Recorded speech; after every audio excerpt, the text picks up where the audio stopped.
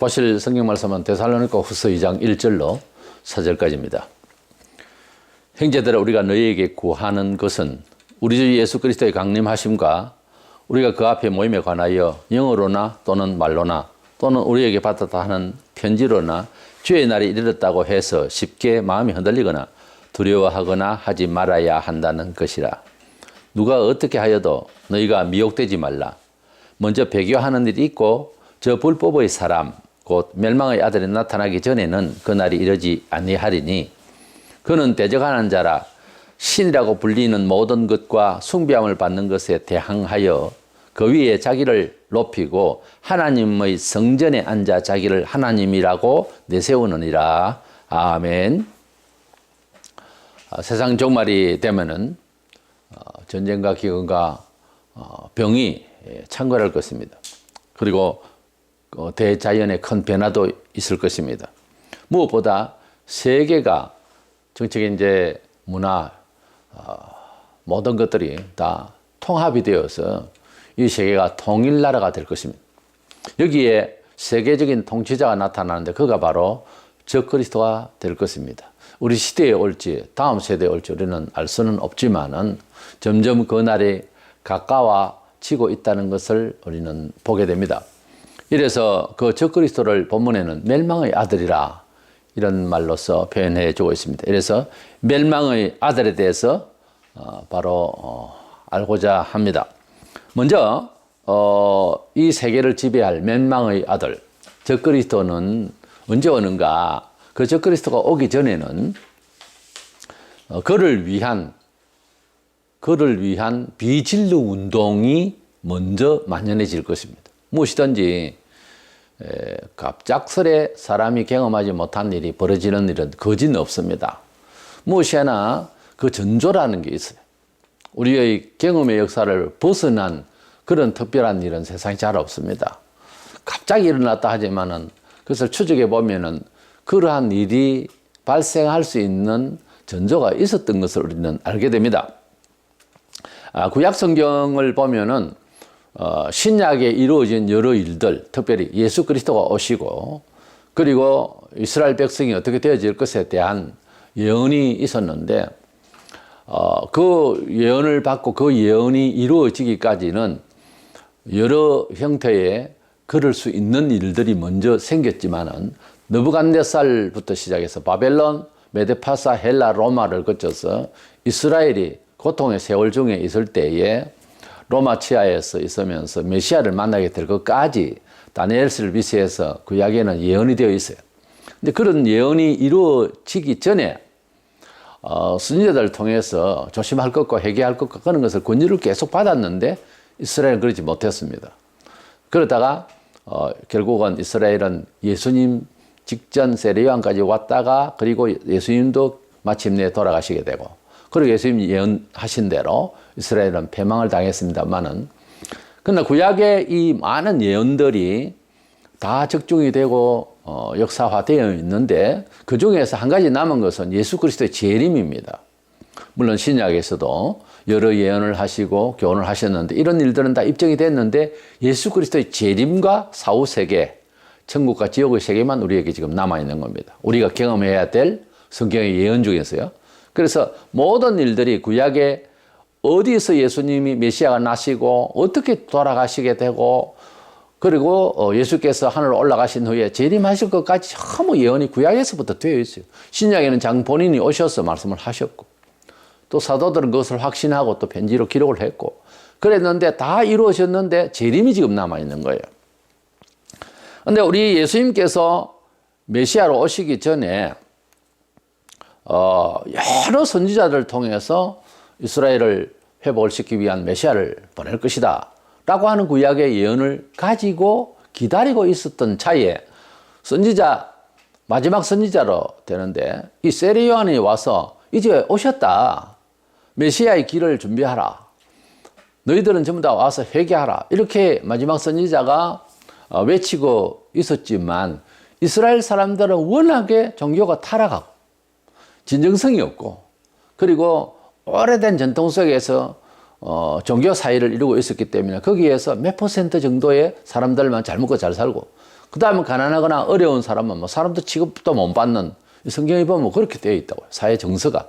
그런 상황에서 메시아가 오신들 지금도 마찬가지예요. 예수께서 재림하신다고 해서 사람들이 재림을 성경적으로 보면은 모든 사람이 한꺼번에 다 알게 됩니다만은 가령 초림과 같이 예수님이 오셔도 그 말을 안 들을 사람들입니다, 지금. 사실 그렇습니다. 지금도 중세기에도 종교개혁을 하고 그래도 비판을 하고 그랬으면은 지금도 바른 말씀을 외치고 하나님 말씀대로 살렸고 개인적으로들 노력을 하려고 하면은 원래 불신자들은 비판을 하지만은 자기들은 믿음이 없으니까 그 교회 안에서부터 핍박을 받게 돼 있어요. 예수께서 불신자에게 죽은 것이 아니고 종교 지도자들의 모의로 인해서 그래서 돌아가신 거예요.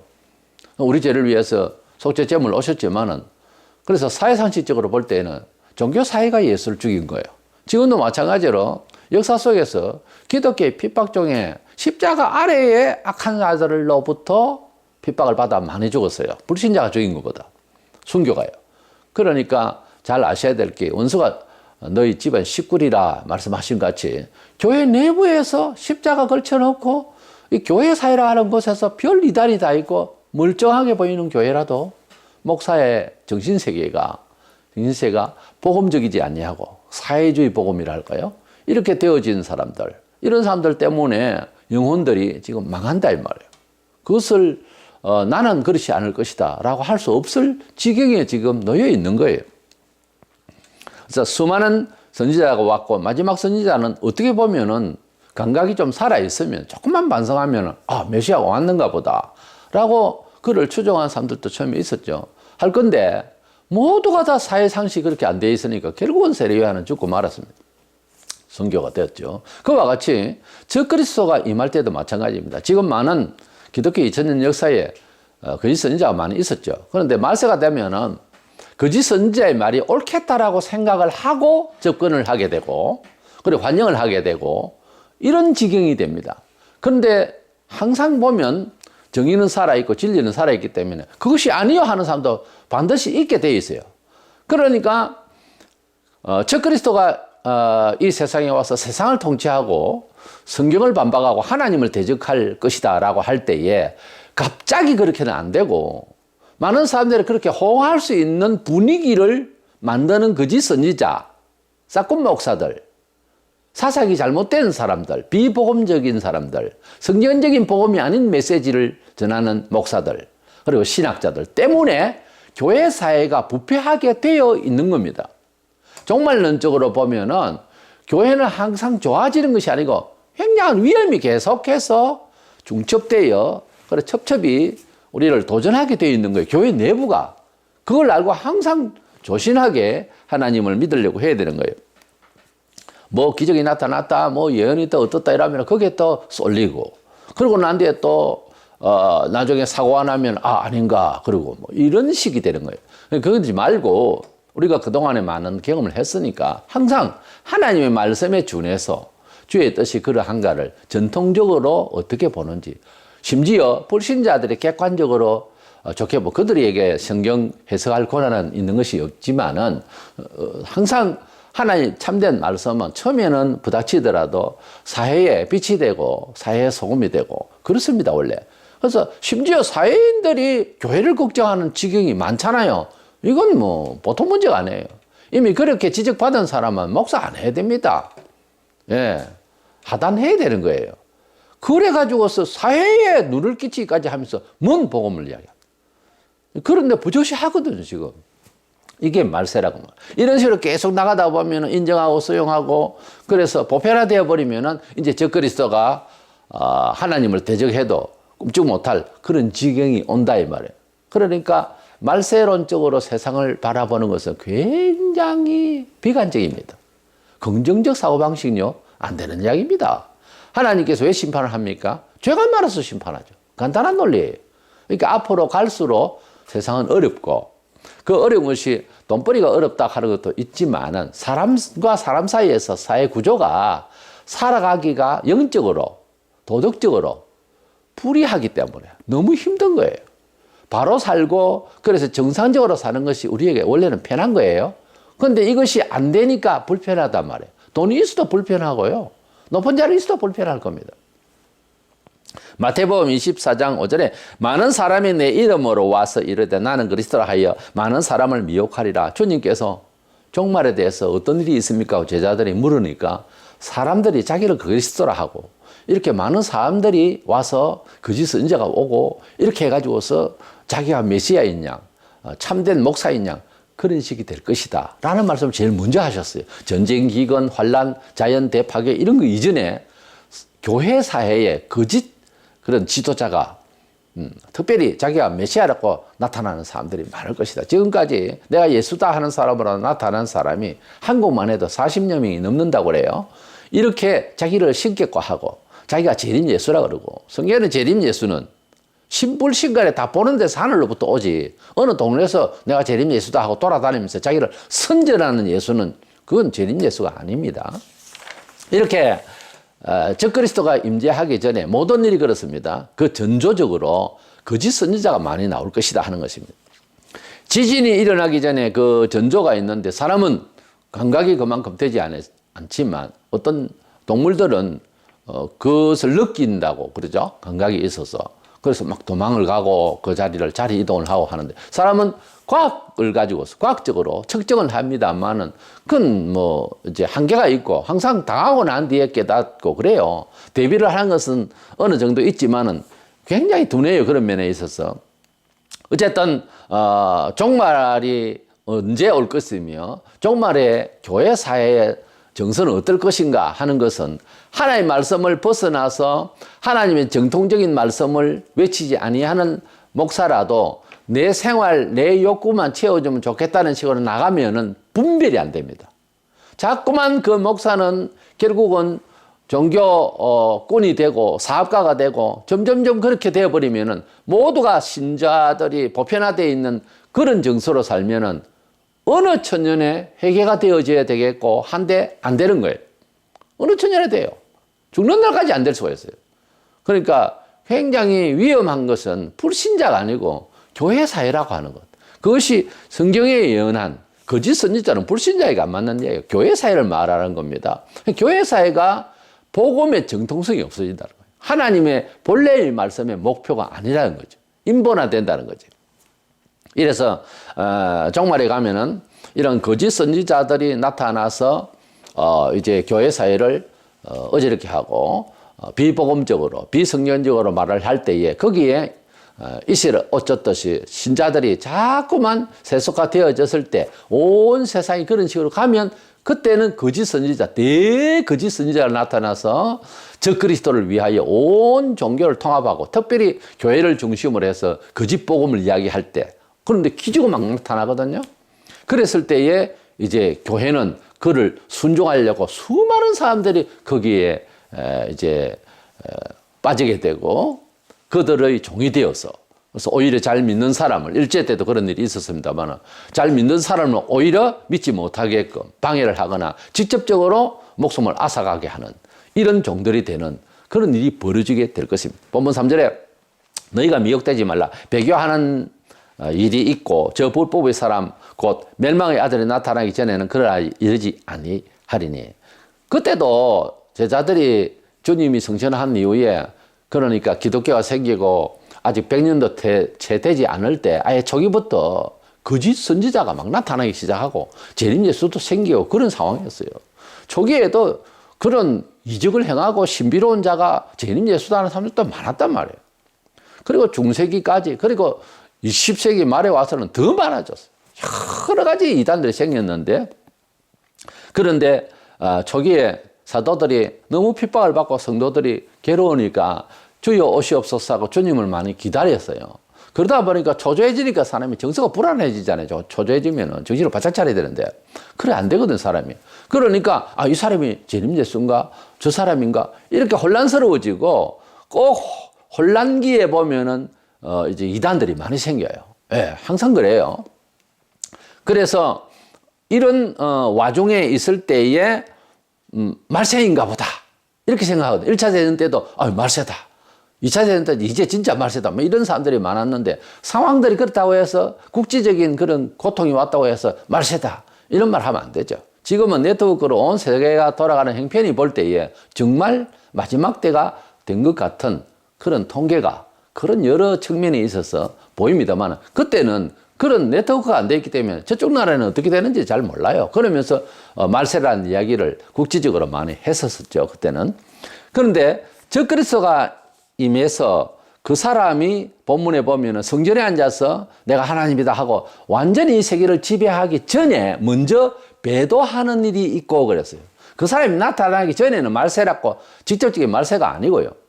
그가 나타나기 전에 배도하는 일이 하나님 말씀을 거부하고 비복음적인 메시지를 전하고 교회 생활을 해도 완전히 이거는 사회적 종교 생활이고 이런 상황이 벌어질 때 이제 적그리스도가 오겠다, 곧 오겠다 이런 생각을 해도 되지만은 아직 그런 일이 그만큼이 온 사회가 교회 사회가 특별히 그만큼 완전히 젖은 건 아니거든요.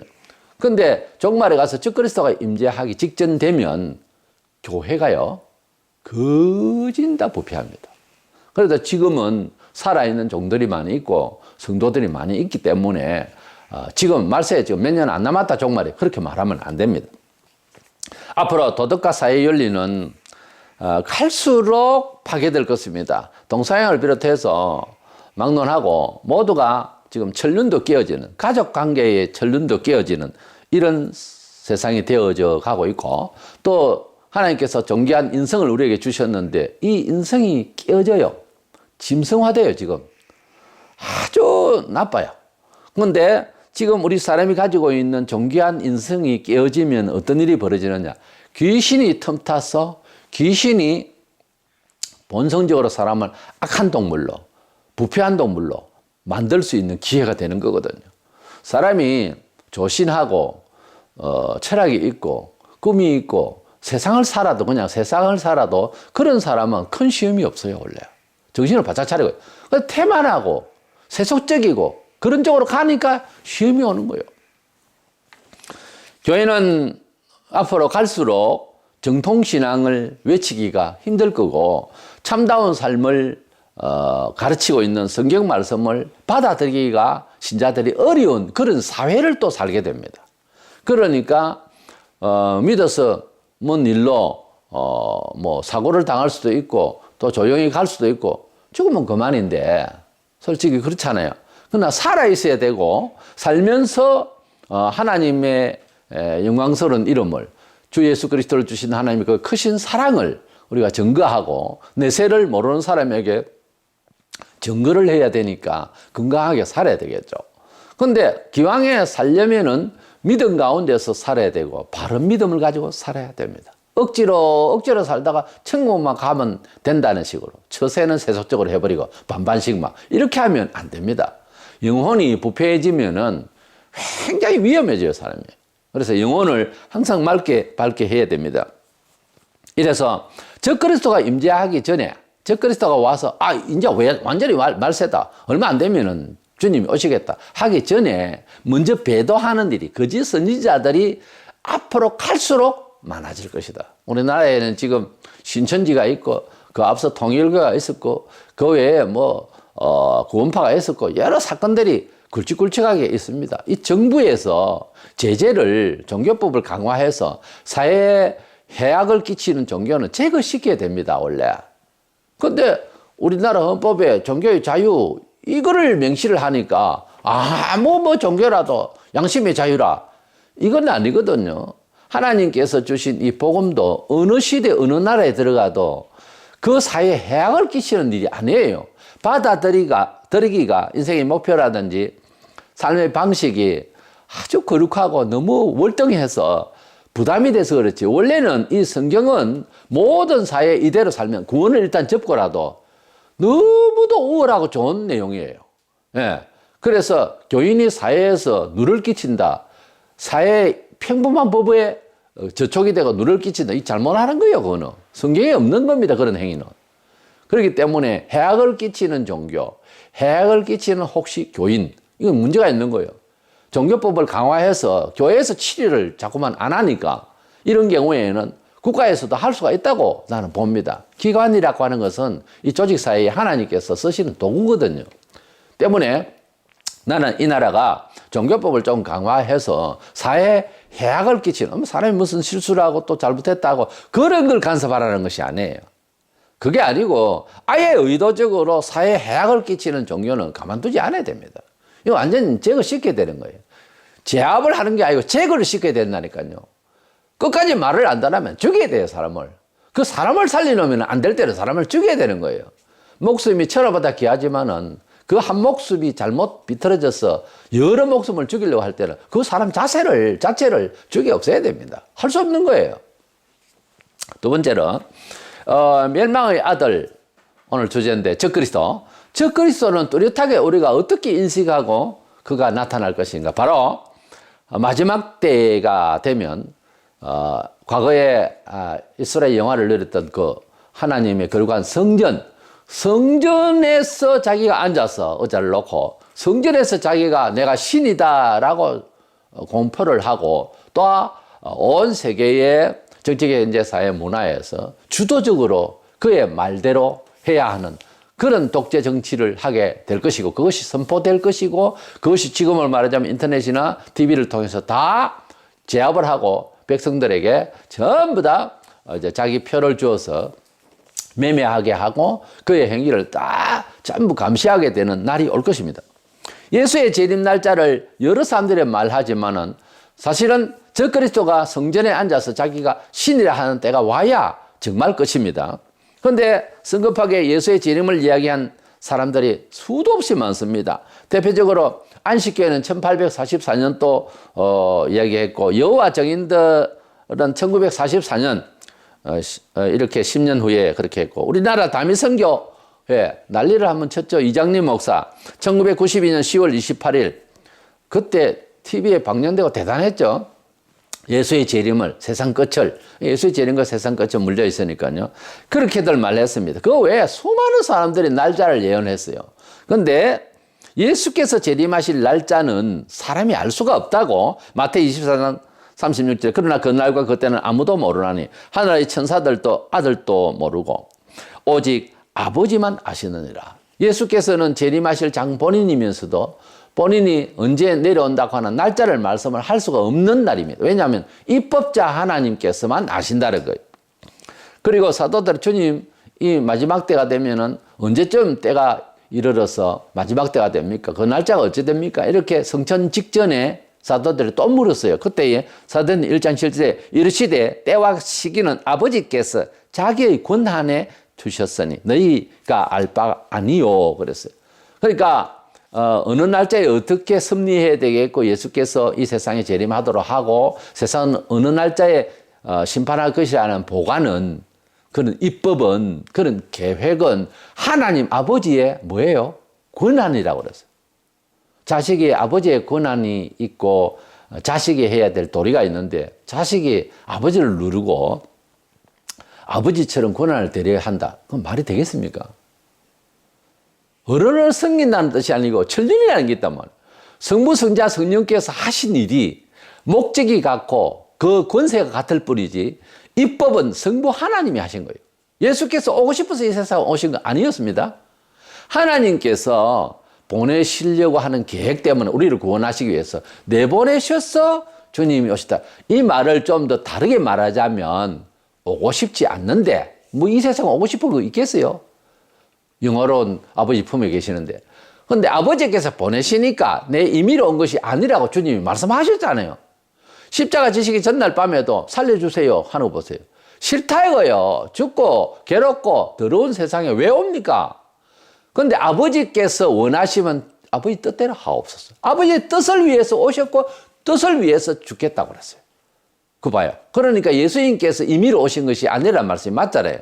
아버지 하나님께서 날짜를 정해서 이제 우리 백성들을 데리러 가라 하시면 그날 오실 거예요.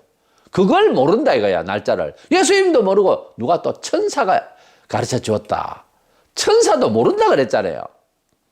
그러니까 날짜를 이야기하는 것은, 이것은 침해예요. 신성불가침이고 하나님 아버지의 권한에 도전하는 거고 헛소리입니다. 그러니까 그러면 안 돼요. 때문에 본문의 2절 3절에 영어로나 또는 말로나 또는 우리에게 받았다는 편지로나, 그 말이 사도들이 성경이 그랬다 헛소리로 이상하게 해석해가지고 그렇게 하지 말고 주의 날이 이르렀다고 해서 쉽게 마음이 흔들리거나 두려워하거나 하지 말아야 한다. 너희가 미혹되지 말라. 먼저 배교하는 일이 있고 저 뿔보의 사람 곧 멸망의 아들이 나타나기 전에는 그날이 이르지 아니하리니. 누가 뭐라 하고 영어로 뭐 계시를 받았다는 둥 흔들리지 말라. 먼저는 복음을 배도하는 일이 거짓된 사상이 교회에 만연하게 되고, 예. 그러고 난 뒤에 성전에 앉아서 내가 신이다 하고 멸망의 아들, 즉 그리스도가 나타나기 전에는 말세라고 흥분하고 두려워하고 흔들리지 말라는 거예요. 그래서 교회가 앞으로 사상이 아주 잘못될 것인데, 그런데 적그리스도에 대해서 보수계통에 있는 신학자와 목사들도 오해를 해가지고서 앞으로 적그리스도가 아니라 이 교회 사상을 무너뜨릴 그런 거대한 사상단체가 있을 것이다. 뭐 이렇게 자꾸 영적으로 해석한 그게 아니고 여기에 멸망의 아들이라는 표현을 했잖아요. 이건 의인화한 것이 아니고 멸망의 아들이 나타나서 계시록 13장에 어떻게 조직적으로 사회를 관리할 것까지 나오잖아요. 때문에 그건 어떤 사상과 이슈가 아니고 의미로 우리에게 전달한 것이 아니라 교회 자체의 무슨 사상의 변질, 그런 사상단체에 대한 내용이 사상이 아니고 직접적으로 통치할 저 그리스도를 말합니다. 이 멸망의 아들이라고 표현할 때는. 우리가 무슨 뭐 사상에 대해서 교회 거짓된 사상, 참되지 못한 교훈, 이 말을 굳이 아들이라고, 사람의 아들 이렇게 말할 필요가 뭐 있어요. 바로 사상을 해야 참된 교훈을 받지 아니하며 그런 말씀이 나오잖아요. 교훈은 교훈이고요. 사람의 아들은 아들이고 그렇지. 예수께서 이 세상에 하나님 아들 오셨다. 이 말이 뭐 하나님의 어떤 좋은 교훈이 이스라엘 백성 중에 예수라는 사람을 통해서 나타났다. 이래 읽을 겁니까? 하나님의 아들이면 하나님의 아들인 거예요. 예수의 재림도, 예수의 부활도, 독일의 불트만은 예수의 몸의 부활을 믿지 않습니다.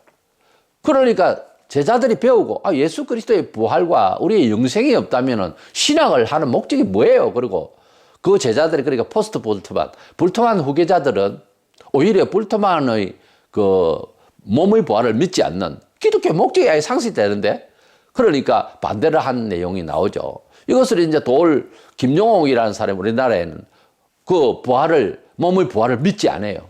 그러니까 몸의 부활을 믿고 영생을 믿는 것은요, 이거는 기적 같은 지식이에요. 사실은 이거는 믿어지는 거지 믿으려고 하는 지성은 우리에게 원래 없어요. 믿어진 거예요. 그 부활을 믿지 않으면 어떻게 해요? 이래서 말세가 되면은 적그리스도가 나타날 것이다 하는 이 말은 사람을 말하지 사상이 아니에요. 예수의 부활은 우리의 희망을 말하는 의미가 아니고 실제적으로 부활했단 말이에요. 모든 일을 그렇게 생각해요. 성경에 의미를 이야기하는, 사상을 이야기하는 것도 있고 사람을 직접적으로, 사건을 실질적으로 이야기를 할 때가 있단 말이에요. 이스라엘에 40년 동안 광야에서 만나를 먹었다. 이게 의미입니까? 역사적인 사실이에요. 홍해를 갈랐다. 이게 의미입니까? 의미는 들어있긴 하지. 물세례를 받는 것을 비유해요, 그걸. 그런데 실질적으로 홍해가 갈라진 거예요. 여리고성이 넘어졌다. 이건 실질적으로 넘어진 거예요. 다 흔적이 있어요, 지금 역사적으로. 그러니까 사건 자체와 사람 이름을 명기할 때는 의미와 사상이 아니고 멸망의 아들이 하나님 성전에 앉는다는 말을, 문자를 벗어나서 교회가 뭐 나쁜 사상으로 되어질 것이다. 이렇게 그거는 전제가 되어 있는 거고, 세계를 통치할 사람이 교회를 완전히 핍박할 적그리스도는 하나님을 대적하고 교회를 대적할 사람으로서 적그리스도가 나타날 것일까 하면은 그 사람 자신을 말하는 것입니다. 본문 4절에 그는 대적하는 자라 신이라고 불리는 모든 것과 숭배함을 받는 것에 대항하여 그 위에 자기를 높이고 하나님의 성전에 앉아 자기를 하나님이라고 내세우느니라, 이렇게 말하고 있습니다. 때문에 멸망의 아들이 나타난다고 하는 것은 그 전에 여러 거짓 사상과 거짓 목사와 거짓된 교회가 완전히 온 세상을 뒤덮을 것입니다. 그럴 때에 이제 하나님을 대적할 만한 사람이 나타나고 대적한다고 해도 금방 거부를 못할 거예요. 여간 믿음이 좋아가지고는 그 사람 막을 길이 없을 거예요. 능력을 또 완전 용의 능력을 받아버렸기 때문에 그때는 그런 상황이 되어지기 전에 거짓 선지자들이 많아지고, 그 다음에 그가 뚜렷이 객관적으로 사람들이 볼 수 있는 그런 성전에 앉아서 자기가 신이다 하게 될 것이다. 그러면은 그 성전이 지금 없잖아요. 옛날에 다윗의 성전, 예루살렘 성전 자리에 메카가 있어요. 거기에 이슬람교의 이제 전이 있어요. 그곳이 이제 없어지고 새 예루살렘이 그걸 보통 환랑성전이라고 그래요. 이스라엘의 그 큰 성전이 거기에 지어지고요. 그 이스라엘 백성도 지금 바라고 있어요. 2000년 전에 깨어졌지만은 그 성전이 지어지고 그 성전에 들어가서 이스라엘은 그게 아니었는데 이제 이 적그리스도가 자기가 신이라 그러면서 자기를 경배토록 이스라엘 백성에게 요구하니 거부할 수밖에요. 그러니까 부딪히니까 환난을 받아서 핍박을 받아서 이스라엘 백성들이 내쫓기게 되는데 계시록 12장에 보면 도망가게 돼요. 핍박을 받아가지고. 그래서 온 세계를 이제 성전에 앉아서 자기가 신이라고 하고 지배를 하게 되는 것이 요한계시록 13장에 적그리스도가 이제 뚜렷하게 그림으로 나타나게 되는 거죠. 이래서 이 세계는 적그리스도 오기 전에 정치, 경제, 사회, 문화, 군사 모든 면에 있어서 다 통합적으로 이렇게 될 것이고 각 나라를 말하자면 분봉왕처럼 각 나라의 지역적인 그런 지도자는 있겠지만은 전부 적그리스도를 위해서 살게 될 것입니다. 이렇게 되어졌을 때에 성경상 얼마 가지 안에서 불만이 생기죠, 사람들이. 그래서 대전쟁이 일어나고 상황이 벌어져서 도저히 살 수 없는 천체도 변화가 오고 이럴 때에 주님이 재림하셔서 정리하게 될 것입니다.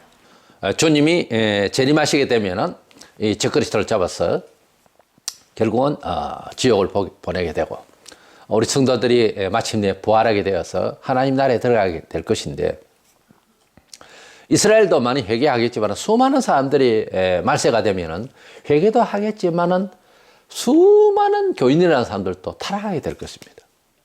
적그리스도에게 빠져서 이런 상황이 우리 시대에 온다면 얼마나 우울하고 얼마나 두렵고 그래서 오늘날 이 시대에 신학적으로나 교회 사회가 얼마나 정통성이 없어지고 말로도 할 수 없이 부패하고 있어요. 이래서 우리가 말세다 말세다는 말을 하게 됩니다. 아무쪼록 멸망의 아들이 나타나기 전에 징조가 나타나는 이런 거짓 선지자, 잘못된 신학사상, 잘못된 메시지, 성경에서 우리가 받아야 할 메시지가 아닌 그저 희희낙낙하고 교회에서 재미나 나고 이 모든 사사로운 잘못된 것들은 우리가 물리쳐야 되겠고 교회가 하루속히 회개하고 바르게 하나님을 섬길 수 있는 자들이 되어서 주님 오실 날을 준비할 수 있는 저와 여러분이 되어야 할 줄로 믿습니다.